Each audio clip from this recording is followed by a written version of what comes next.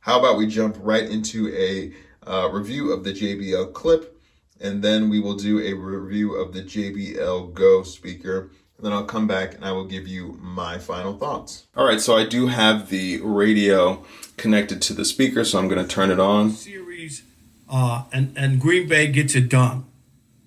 But I do want to say this, and Martin, then I'll get your takeaway from today.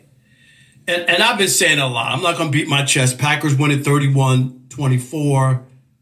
So you can tell that's very full. It's the thing I really like about this speaker. Oh, and one more thing I forgot to mention before we get started. If you're interested in purchasing any of these products, I will leave a link below in the description for you to be able to do so. It is an affiliate link, and I will earn a small commission from your purchase, but it will be at no additional cost to you. Even listening to just, let me turn it down a little bit. Even just listening to normal people having, everyday conversations, podcasts, radio, let alone music, but even just people speaking, the bass and the lower end is really impressive. You can really feel the rumble even on the table when it's playing, and it's just very full. If you're somebody that likes bass, if you love a lower end, you're really gonna like this. I do kind of wish that it did have the ability to be able to stand forward. I don't think it's a big deal. It just would have been a nice little addition. But the fact that it can kind of clip onto something is, just as good, maybe even better. So I'm going to just raise it just a bit so we can hear it finally as we kind of end this. Add up, whatever it is. But I'm convinced now more than ever. It's a wrap. And what I mean is the Lions' window, when you go back and think about the last 2 years. And you can just kind of hold it down to tamp down the audio, which is really good. You don't have to keep pushing the button down. You can just hold it down, hold it up, and it will kind of ease in or ease out in terms of the audio. So yeah, overall, I really love this. I also love the fact that I don't need any AA or AAA batteries.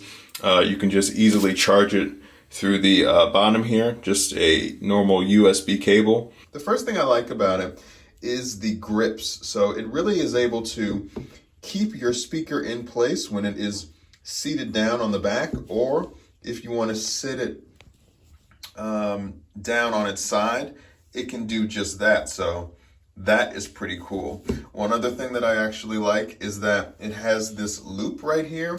So if you want to loop it around, say, a shower curtain rod or around maybe a door handle, I have it already turned on.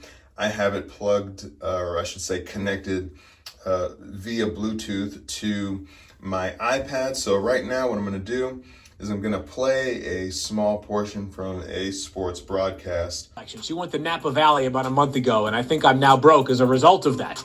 Mel is aging better than wine. That hair is A+ today. If I could do a mock draft that included Mel's hair, it's going number 1 overall. We might have a team trading up from pick 100 and sending 3,000 extra first-round picks to get that number 1 selection. So the one thing that I really like about it is the great full sound.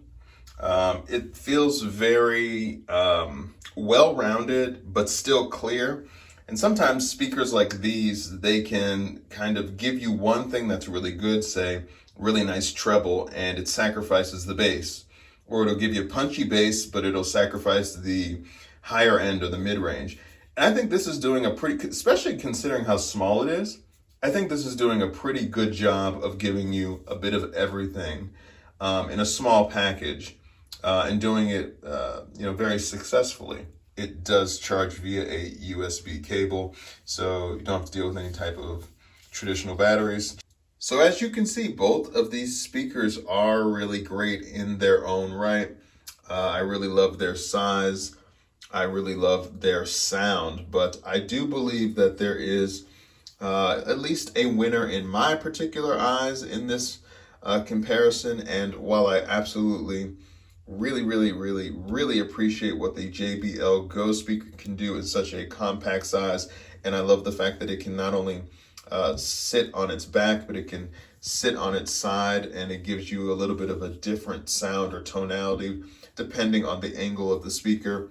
I think that at the end of the day, between the clarity of the sound, the punchiness of the bass, and its ability to also, very similar to the Go with the loop, be able to use the clip to be able to clip onto different household items or backpacks that you have.